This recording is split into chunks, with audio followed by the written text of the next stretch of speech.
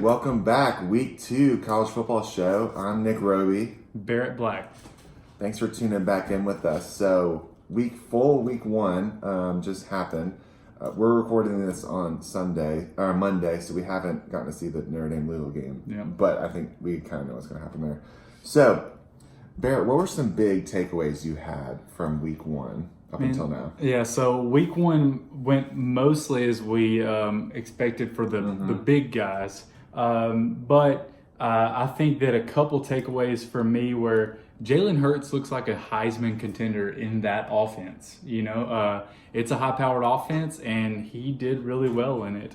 I think another thing is the Big 12 still has no defense. They gave up a lot of yardage to Houston, and Texas gave up tons of yardage to Louisiana Tech. Those are the two main games I looked at, but defense is still struggling. I'm pretty sure they play two-hand touch in the Big 12. Yeah.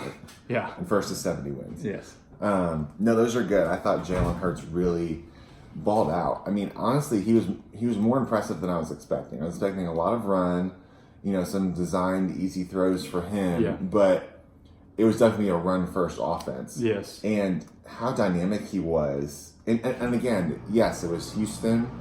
They've really struggled on defense, but just some of the throws, even on the run that he was making, I was really impressed with. Agree. Yeah, so the throws were the thing I was most impressed about. Yeah. Just coming from Alabama, where he wasn't known as much of a thrower, but a very strong runner. He still had some great throws. So Lincoln Riley, I think, is going to be really pushed. If he keeps going like he does, even if Hurts doesn't win the Heisman, if he's in the conversation, turning into a dual threat, literally a dual threat, I think Lincoln Riley is going to be really pushed. He's using a lot of NFL suitors next year. Yeah. That's for sure. Let's see. Another takeaway I had was, and just speaking of that, the Heisman's really up for grabs. Yeah. I think that was the fun thing about this year is really, obviously the talk was Trevor Lawrence and Tua were the two big contenders, but I think just also showing that there's a lot of big players. We can forget Jonathan Taylor with Wisconsin. He had over 125, 130 yards, four pretty touchdowns. easily. Yeah, you even forget about him. Yeah. And how about your boy Travis Etienne? Etienne, 205 yards. On how many and carries? Half. 12 carries? 12 carries, 3 touchdowns. He made that look too easy. So it's really up for grabs, and there's a lot of fun things with that. We'll have a little segment later with that. What's another takeaway you might have? I think that Oregon is the class of the Pac-12. I was so surprised how fast they actually are. Man, their running backs and wide receivers, they're really fast. Granted, they lost the game. They had some dropped passes and some bonehead turnovers. But Justin Herbert is great. I think he's a really good quarterback. They really impressed me against Auburn. Yeah, I really thought that they played really well. Even though they got the loss, playing well, as they did, really they had the game won. It wasn't for Bo Nix throwing up this big touchdown. Yeah, they would have won the game. Yeah.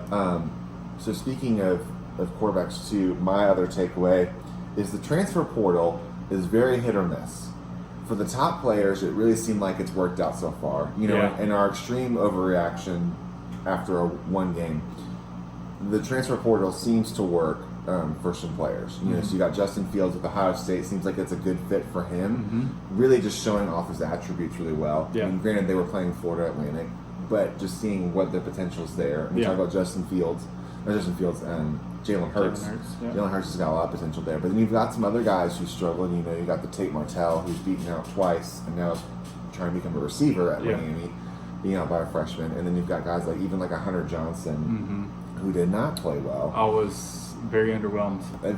With that too. So it really can be hit or miss. Kelly Bryant had a good game for Missouri, but they ended up losing the game. That's not on him. They have to have a defense to play with that too. So it's very hit or miss. The grass is not always greener. Sometimes it is, and sometimes it's not. It really just depends on the situation that they go to. Yeah, I think another thing for me was the SEC struggling against these no-name teams. That was a pretty pitiful showing across the SEC bottom half. Even with teams like South Carolina has to win that game.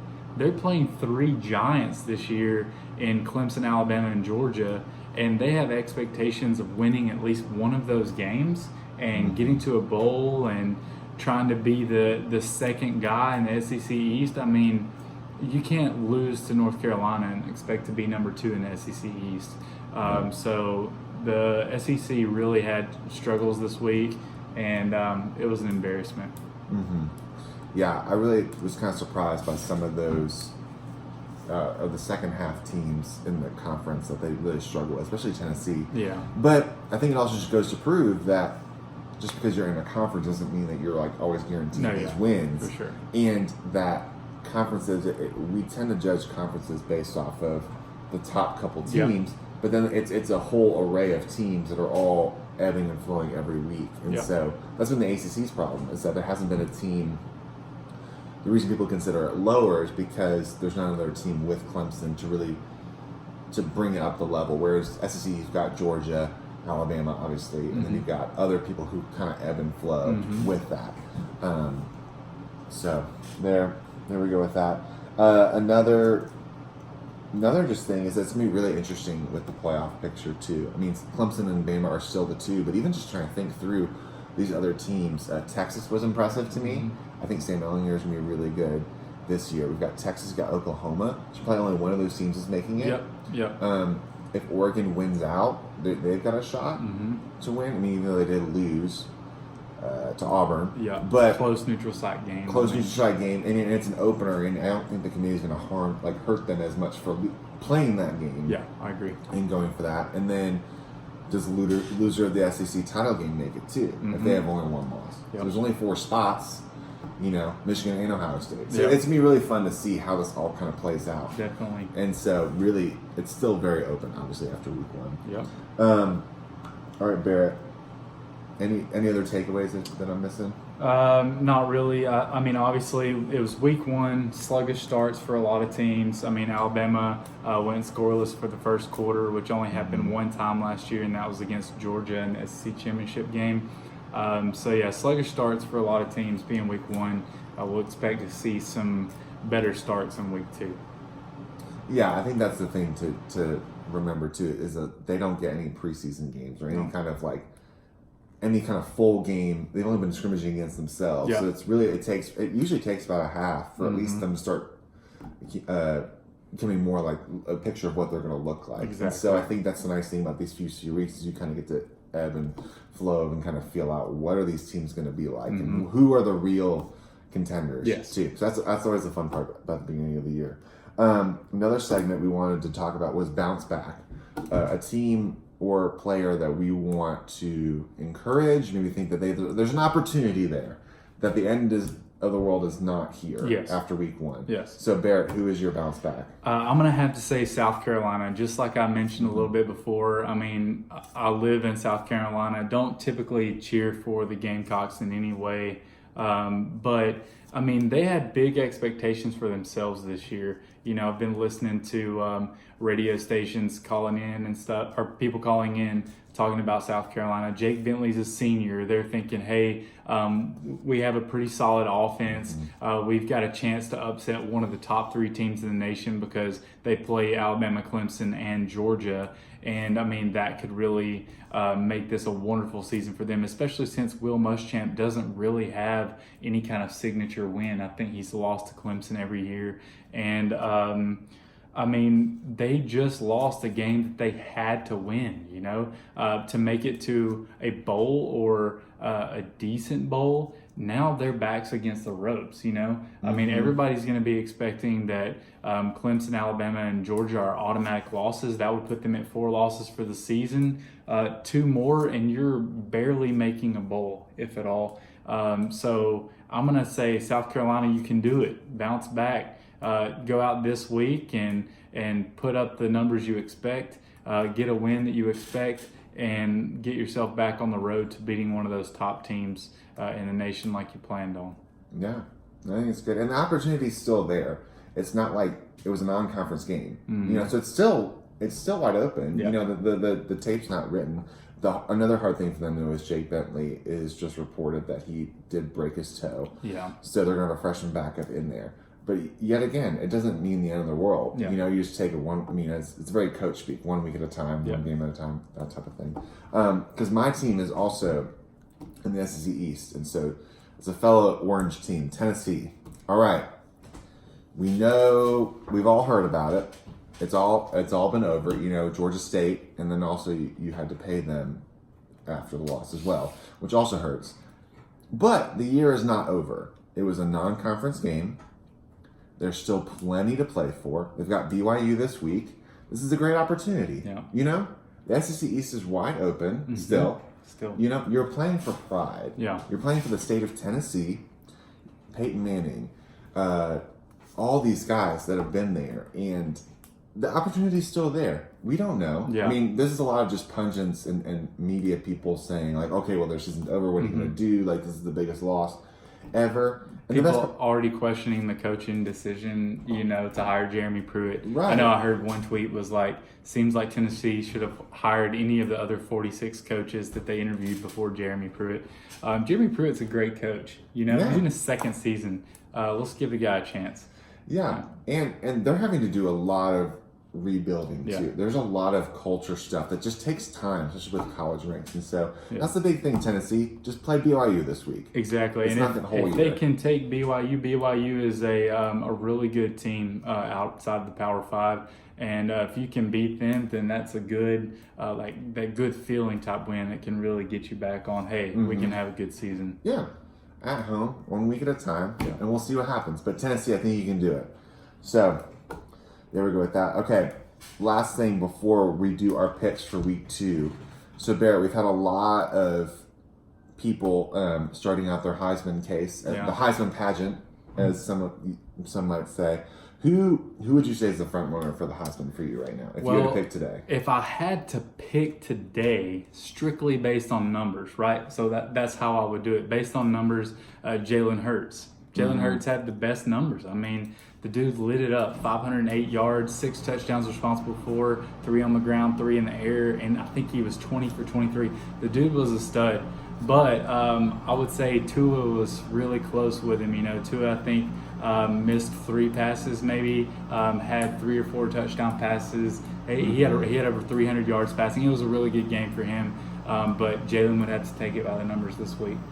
It's a good pick. I mean, having 6 touchdowns is it's pretty impressive. I mean, they're even showing a list of there's been maybe only, I want to say 28 players who since 2003 have had a game with 3 touchdowns passing and 3 touchdowns rushing. Yeah. Since, that's just games, period. And so that's a very impressive game, no matter who you're playing. He set plenty of records in that game. I know that he was the first Oklahoma quarterback ever to go for 300 passing and 150 rushing. So, I mean, that's a pretty big deal. Yeah. No, that's a good pick. Good pick. I was going to say, I think I might have to go Tua. I know I'm wearing a Clemson jersey, but the hard thing with Clemson is that you have to have, for the Heisman, you have to have one person really stand out for the Heisman. And Travis Etienne is our big case right now, but he only had 12 carries, which that in itself, 12 carries, 205 yards, 3 touchdowns, is super big. But after week 1, I think Tua is probably the front runner for me, just because he's going to have the numbers. He had, 4 touchdowns, over 300 yards passing. Big game, played most of the game. Tua is the front runner for me because he's also got the name and the pedigree too that kind of comes with it. But I would say probably 201 Hurts too is probably what I would have right now. But yet again, it's week 1, so for sure, it changes. It's going to change big time. Let's just hope these guys stay healthy. Yeah, really, that's the big thing. All right, picks time. Here we go. Week 2. We got 10 games ready for you guys. We're going to give you the team, the spread, and who we think is going to win. So, first game on the slate, West Virginia and Missouri. Missouri's a 14.5-point favorite at home. They lost to Wyoming, a good Wyoming team, underrated Wyoming team. But, Barrett, who do you have taking this game? I called this game Struggle Bus Bowl. Both of these teams struggled against lesser teams this past week, Missouri and even losing their game. But I think because it's at Missouri and because they want to really bounce back from that embarrassing loss to Wyoming, thinking they would have definitely won that game, I'm picking Mizzou in this one. Yeah, I think Mizzou's a good choice. Again, Big 12, they struggle with tackling. Kelly Bryant, physical runner and throwing the ball. I think he's going to have a huge game. I think Missouri ends up winning by 2 touchdowns. Yeah, exactly. Here we go. Okay, Ohio State, Cincinnati. Ohio State is number 5 in the country right now, and they're a 16.5-point favorite at home. But you've got a tough Cincinnati team who beat UCLA at home, and Cincinnati's always very well coached. Definitely. So the 16.5-point spread, I think, is a little bit big for what this game is. Yeah, I think Ohio State definitely wins the game. Actually, I think they even win the game by 17. But Cincinnati, like you said, they're a great team. I mean, Ohio State would normally try to take a Cincinnati-level team, beat them by 35, you know?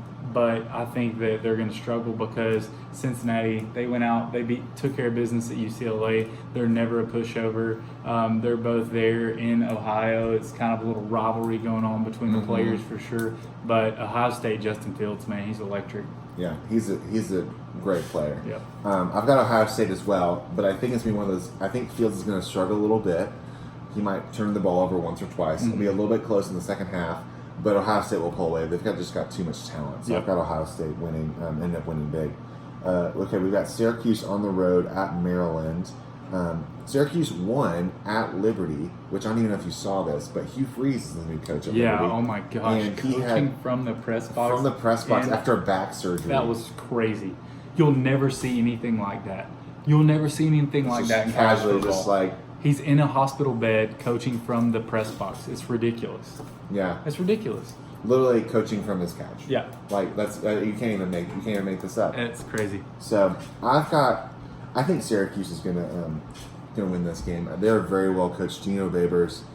I don't ever like playing Syracuse with him. He's a good play caller. They've got a lot of stuff going for them, and it's tough starting out on the road. And Maryland's got a lot of good stuff going for them. But I think Syracuse pulls this out. Yeah, I also take Syracuse in this game, even though Maryland's a great team. I like the Orangemen strictly because of Dino Babers. Dino Babers is a great coach. Yeah. I think he'll get hired somewhere else if he doesn't keep pushing that up. So, all right, here we go. Tennessee, BYU. Tennessee, we just talked about, lost at home.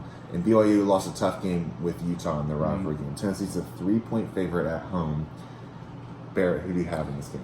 Actually surprised that Tennessee is the favorite after last week, but I have Tennessee winning because they have to bounce back. They have to win this game.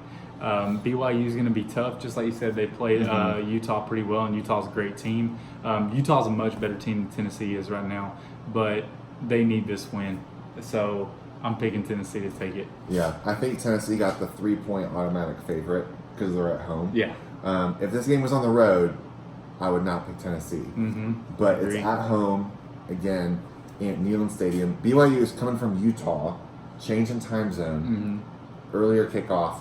Tennessee wins an ugly but gritty game. Yeah, Comes back, wins like 17-14, some kind of low-scoring game like that. Agree. Okay, we've got 2 coastal matchups next. We got Miami on the road at the Mac Brown-led UNC Tar Heels with their big win over the weekend over the Gamecocks.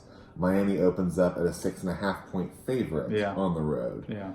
Who do you have? The Canes or the Tar Heels? I got the Canes in this one just because I think the Canes are my favorite in the Coastal. But, I mean, UNC, Mac Brown is doing something there, right? They won 2 games last year, and they came in, beat South Carolina to start the season off.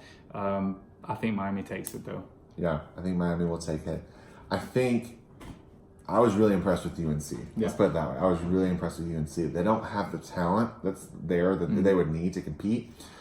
But I think UNC's got a strong chance of being bowl eligible in his first year. You know, maybe even like a 5-7 bowl eligible. And we're still been playing with that. But Miami, I have winning on the road.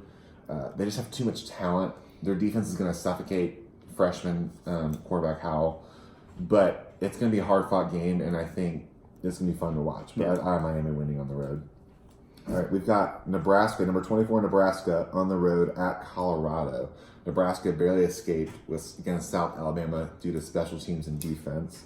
They're a 4.5-point favorite at Colorado. Colorado crushed Colorado State this past week, and Colorado State is never a pushover. I mean, they're always a great team. I think Colorado takes this because it's at Colorado. I know that, it seems like Pac-12, I don't know, home field advantage doesn't seem to play that big of a role, but I really think Colorado takes this one. Yeah, got the higher altitude, shortness of breath. I've got Colorado coming out as well. Nebraska's offense, they won the game by 2 touchdowns, but their offense really struggled, especially in the second half. And I think Colorado's just got more at home. And that's the thing, is at home. And I think Nebraska, your offensive struggles like that don't just go away in a week. And you don't always get the special teams that you need. I think Colorado wins a last-second game, maybe like a field goal or something. So another Pac-12 matchup. We've got California at number 13, Washington. Washington had Jacob Eason ball out in his first game after the transfer. And they're a 13.5-point favorite at home. Who do you have winning this one? Yeah, I like Washington. Let's talk about Pac-12 struggles in general. They are not looking great. I mean, they lost some embarrassing games as well, along with the SEC this past week. But Jacob Eason was one of the highlights of the Pac-12. And talk about that transfer portal working out for some teams. Washington's got a good quarterback in Jacob Eason, and I like them to win this game pretty handily. Yeah, me as well. I think Eason is an upgrade actually from Jake Browning. Wow. Yeah, I think that's saying something. Yeah, no, Browning is great, but as a pure passer, I think Eason is an upgrade. I think they win this one big. Stanford on the road at USC. USC's a 3.5-point favorite. Yeah. Now both teams have quarterback injuries. Oh, Costello is also injured. Costello, I think, went out with a head injury. He didn't play the second half. Got you. That's what I heard. And then JT Daniels. JT Daniels is out. Yeah. Out for the year, it looks like. So I didn't see either of those games, but just looking back on them, Stanford beat a Northwestern team, which is pretty good. Despite their quarterback troubles, they're historically a good team. USC, struggled with Fresno State. They won by 10 maybe, but in the process, JT Daniels gets hurt. I think that puts them at a little bit of a disadvantage. Although, if Costello doesn't make it back for this week, who knows what this game will end up being. But I had Stanford winning at USC. Yeah, I'm gonna have. We didn't look at these before. I have Stanford winning as well. I have Stanford winning 10-7. Yeah, in a very defensive game, a lot of turnovers. Okay, so now we get to the bigger last two matchups. We've got my Tigers are hosting Texas A&M in the Fighting Jimbo Fishers. Yes. Clemson is a 19-point favorite at home, but remember, Clemson only won 26-24 on the road at Kyle Field last year. Yeah. Came down to the last possession. Who do you have winning this big non-conference matchup? So it's a pretty different game than last year. Obviously, last year you had the Kelly Bryant scenario. I don't know. Trevor got to play maybe a little bit in that game. It was Kelly Bryant's team, but it was at Kyle Field, which is always a terribly tough place to play. The 12th man is the real deal. Texas A&M, although they played nobody really, they only gave up 8 yards of rushing. Clemson rode their rushing last week. They, hardly threw the ball because they were just running all over the place. I like Clemson to win just because they've got better athletes in total all over the field. But, man, I think it's going to be closer than 17 or 19, whatever you said the spread was. Yeah. I'm imagining maybe a 7-point game, maybe even a 3-point game. I'm hoping that this is an exciting game with Texas A&M really surprising some people here. But I think Clemson comes out on top. Yeah. All right, so here we go. Last year it was 2 quarterbacks. Justin Ross, 1 reception. Higgins was just coming out, had his big breaking out party, I would say, in that game. Yeah. ETN, 8 carries on the night. And those are the big guys that really carried the team really well. It's a different Clemson offense. Yeah, it is. Totally. However, they're still getting their feel with, you've got a lot of new pieces that are coming in, especially on defense. I think, and then always you got to remember, Jimbo Fisher he is an excellent gameplay caller. Yes. He makes great game plans and he works with what he got, and that's what he really did last year. Yeah. I think he's going to do it again. He's not intimidated by coming to Clemson. No. He used to play at Florida State, and they'll be ready to go. I think 19 points is too high.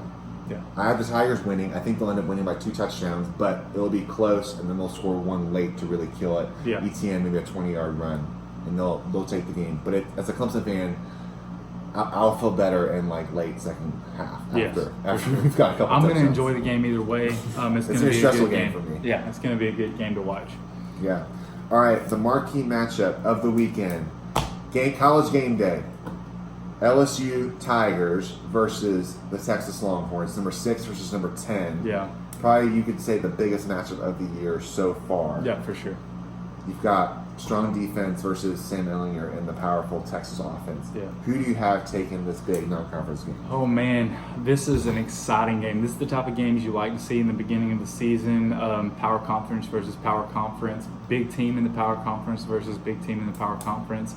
Both teams did their business this past week. Both quarterbacks look great. Joe Burrow, 5 touchdowns. Man, Joe Burrow had a great game. I didn't know quarterbacks at LSU could throw them. Exactly. I totally agree. They both had excellent weeks. LSU gave up 400 yards of offense to Louisiana Tech. Texas. Texas gave up 400 yards of offense to Louisiana Tech. That's too much. You've got Joe Burrow doing good, and then LSU always has stud running backs and a stud defense.